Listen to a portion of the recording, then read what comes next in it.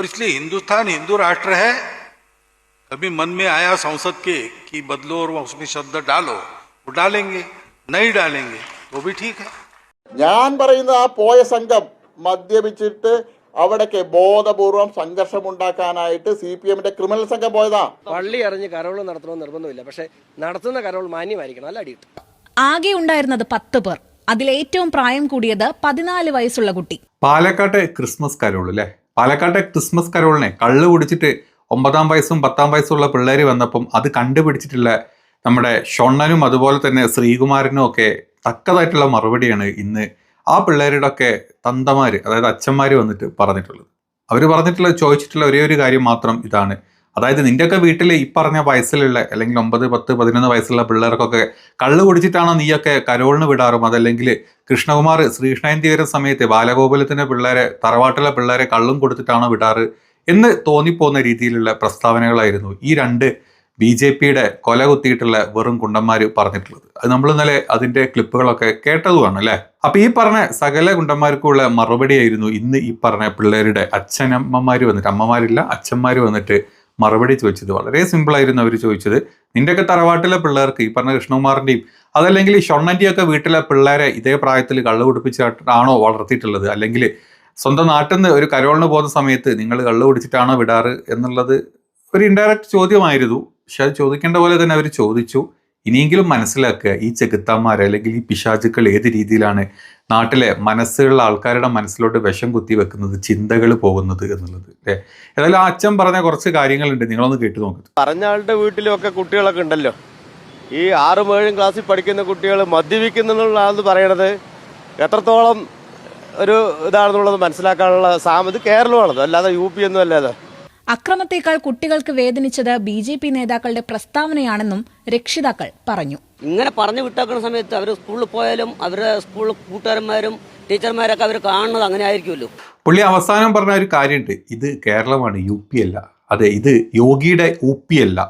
ഓകിക്കൊണ്ട് ഇരിക്കുന്ന UPയിലെ അവസ്ഥകൾ നമ്മൾ കണ്ടു അല്ലേ. അതായത് നാളെ ക്രിസ്മസിന്റെ ദിവസം ലീവ് കൊടുക്കാണ്ട്, ക്രിസ്മസ് സ്കൂളുകൾക്ക് ലീവ് കൊടുക്കാണ്ട് അതിനു പകരം അന്ന് വാജ്പേയിയുടെ ജന്മദിനം അല്ലെങ്കിൽ ഓർമ്മ ദിനം ആഘോഷിച്ചോളാനാണ് UPയിലെ ഗവൺമെന്റ്, UPയിലെ UP ആദിത്യനാഥ് പറഞ്ഞത്. അതിനെയും ഷൊണ്ണൻ നല്ല രീതിയിൽ ഒന്ന് മെഴുകി തേച്ച് കൊടുത്തിട്ടുണ്ട്.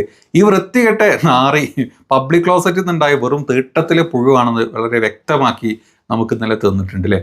ഇതൊരു പ്രശ്നമേ അല്ല എന്നാണ് അവന്റെ വകം. ക്രിസ്മസ് ആഘോഷം വിലക്കി യോഗി ആദിത്യനാഥ് അതൊന്നും കൊള്ളില്ല. അത് മോശം, അതൊന്നും മോശം.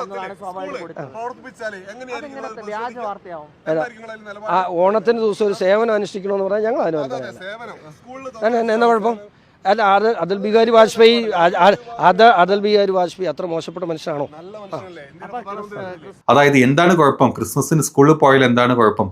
സ്കൂളിൽ പോയിട്ട് ഒരു ശ്രേഷ്ഠനായിട്ടുള്ള നേതാവാണ് വാജ്പേയി, അതിലൊന്നും ഒരു സംശയമില്ല. വാജ്പേയിയുടെ ഓർമ്മ ദിനോ ജന്മദിനോ ഒക്കെ അവർ സ്കൂളിൽ നിന്ന് ആഘോഷിച്ചോട്ടെ എന്നാണ് പറഞ്ഞത്. എത്രയും പെട്ടെന്ന് ഈ ഷൊണ്ണനൊക്കെ മക്കളെ ഇവിടുന്ന് പേര് വെട്ടിയിട്ട് ഒന്ന് UPയിലോട്ട് മാറ്റി, UPയിൽ കൊണ്ട് അവരെ പേര് ചേർത്തിട്ട് മക്കളെ സ്കൂളിൽ വിടണം കേട്ടോ. ഷൊണ്ണ ഈസ്റ്ററിനും അതുപോലെ തന്നെ ഈ പറഞ്ഞ ക്രിസ്മസിനും ഒക്കെ വരുന്ന സമയത്തെ വാജ്പേയിയുടെയും സവർക്കറുടെയും ഒക്കെ ജന്മദിനവും അല്ലെങ്കിൽ മരണദിനവും ഒക്കെ ആഘോഷിക്കാൻ വേണ്ടിയിട്ട് സ്കൂളിലോട്ട് വിടേണ്ടത് അത്യാവശ്യമായിട്ടുണ്ട്.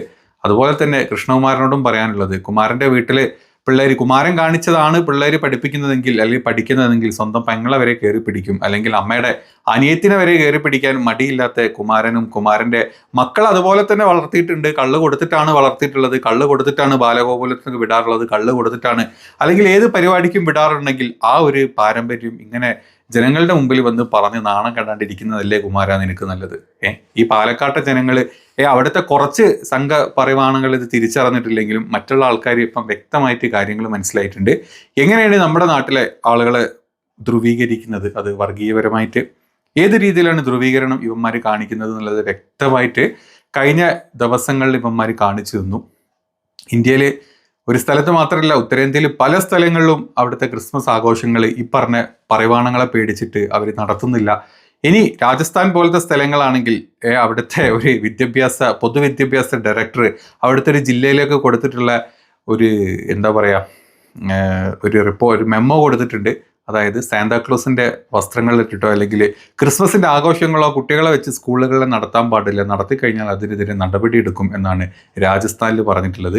യു പിയിൽ പിന്നെ അങ്ങനെ അവധിയെ കൊടുത്തിട്ടില്ലാത്തതുകൊണ്ട് ആർക്കും ഒരു പ്രശ്നമില്ല. പിന്നെ ഛത്തീസ്ഗഡിൽ ഈ പരിപാടി നടത്തുമല്ലോ എന്ന് പേടിച്ചിട്ട് സംഘപരിവാർ അവിടെ ബന്ദ് പ്രഖ്യാപിച്ചിട്ടുണ്ട്. ഇങ്ങനെ ഓരോ സ്ഥലങ്ങളിൽ എടുത്തു നോക്കിക്കഴിഞ്ഞാൽ ഡൽഹിയിൽ കരോളുമായിട്ട് പുറത്തോട്ട് വന്ന സ്ത്രീകൾ നിങ്ങൾ വേശ്യാ പരിപാടിക്കാണ് വന്നത് എന്നും പറഞ്ഞിട്ട് സംഘപരിവാരങ്ങൾ തിരിച്ചുവിട്ടിട്ടുണ്ട്. സംഘപരിവാരങ്ങൾക്ക് ഒറ്റ ഉദ്ദേശമുള്ളൂ, രാമരാജ്യം ഉണ്ടാക്കുക.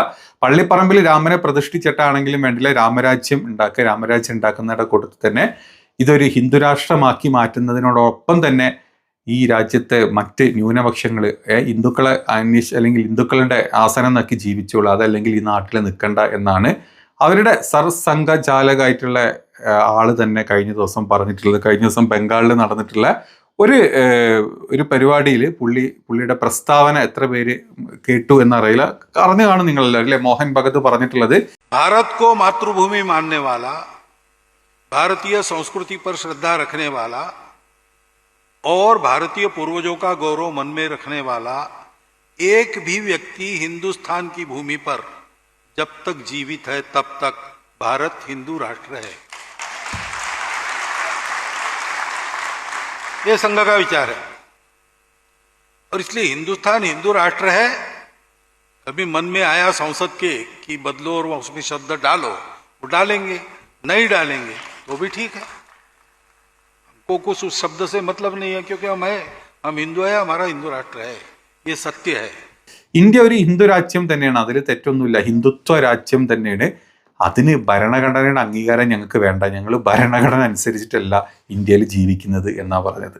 ഭരണഘടനയിൽ 1976 ഇന്ദിരാഗാന്ധിയുള്ള സമയത്ത്, അതായത് ജനാധിപത്യം മാത്രമല്ല മതേതരത്വം കൂടെ അതിൻ്റെ പ്രിയാമ്പിളിലോട്ട് എഴുതി ചേർത്തത് ഈ പറഞ്ഞ വിഷജന്തുക്കൾ ഒരു കാലത്ത് തലപൊക്കി ഇന്ത്യൻ ഒരു ഹിന്ദുരാഷ്ട്രമാക്കും, അല്ലെങ്കിൽ ഒരു നാനാത്വത്തിൽ ഏകത്വമുള്ള ഒരു ജനാധിപത്യ മതേതര രാജ്യം എന്നുള്ള ആ ഒരു സങ്കല്പം, അല്ലെങ്കിൽ ആ ഒരു ഇന്ത്യ സ്വാതന്ത്ര്യം മുതൽ തുടർന്നു കൊണ്ടിരിക്കുന്ന ആ ഒരു കാര്യങ്ങളിൽ ചേഞ്ചസ് വരുത്തും എന്നുള്ളത് കൊണ്ട് തന്നെയാണ് ഇന്ദിരാഗാന്ധി 1976 നമ്മുടെ ഭരണഘടനയിലോട്ട് ഇങ്ങനൊരു മതേതരത്വം എന്നുള്ളൊരു വേർഡ് എഴുതി ചേർത്താനുള്ള കാരണം.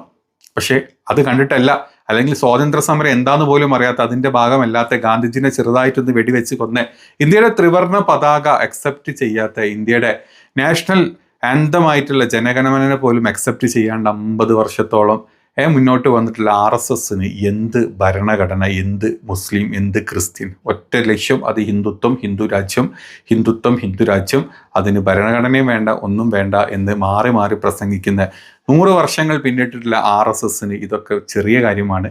ആദ്യം അവർ മുസ്ലിമിൻ്റെ മേലോട്ട് തുടങ്ങി, മുസ്ലിങ്ങൾക്കെതിരെ ഏതൊക്കെ രീതിയിൽ ഏതൊക്കെ ആക്രമണങ്ങൾ അഴിച്ചുവിടാൻ പറ്റാതെ അവർ ചെയ്തുകൊണ്ടിരുന്നു. കഴിഞ്ഞ കുറച്ച് വർഷങ്ങളായിട്ട് നമ്മൾ കണ്ടുകൊണ്ടിരിക്കുന്നതാണ് ക്രിസ്മസിന്റെ പേരിലും ക്രിസ്ത്യാനികളുടെ പള്ളികൾ പൊളിച്ചിട്ടും ക്രിസ്ത്യാനികളുടെ അല്ലെങ്കിൽ അച്ഛന്മാരെയും പാസ്റ്റർമാരെയും അതുപോലെ തന്നെ കന്യാസ്ത്രീകളെയും എവിടെയെങ്കിലുമൊക്കെ പിടിച്ച് എന്തെങ്കിലും കള്ളക്കേസിൽ പിടിച്ചിടാം എന്നുള്ള എത്രയോ ഉദാഹരണങ്ങൾ നമ്മുടെ മുമ്പിലോട്ട് വെച്ച് തന്നു. അപ്പം ഇതുപോലത്തെ ഒരു പാർട്ടി അല്ലെങ്കിൽ ഇതുപോലത്തെ ഒരു പാർട്ടിനെ താങ്ങുന്ന നമ്മുടെ രാജ്യത്ത്, അതായത് പ്രത്യേകിച്ച് ഈ എന്താ പറയുക, സൗത്ത് ഇന്ത്യയിലോട്ട് വരുന്ന സമയത്ത്, നോർത്ത് ഇന്ത്യ നിങ്ങൾ വിട്ടോ, അത് ഈ പറഞ്ഞ വിവരം കെട്ട ഈ നാറികൾ എന്നെ കൈയടക്കി കഴിഞ്ഞു. സൗത്ത് ഇന്ത്യയിലും കൊണ്ട് അവരിത് സ്പ്രെഡ് ചെയ്തുകൊണ്ടിരിക്കുകയാണ്.